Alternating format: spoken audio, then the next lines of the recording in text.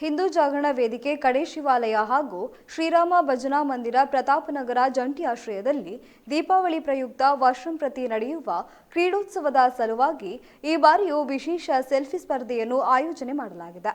ಹಿಂದೂ ಧರ್ಮ ಗ್ರಂಥಗಳು, ದೇವರ ಸಂಕೀರ್ತನೆಗಳು, ಹಿಂದೂ ಹೋರಾಟಗಾರರು, ಸಂಸ್ಕೃತಿ ಇತ್ಯಾದಿ ಯಾವುದೇ ಪುಸ್ತಕದ ಜೊತೆ ಸೆಲ್ಫಿ ಕ್ಲಿಕ್ಕಿಸಿ ಸೂಕ್ತ ಚುಟುಕಾದ ಸಾರಾಂಶದ ಜೊತೆಗೆ ಫೋಟೋವನ್ನು ಕಳಿಸಬೇಕು.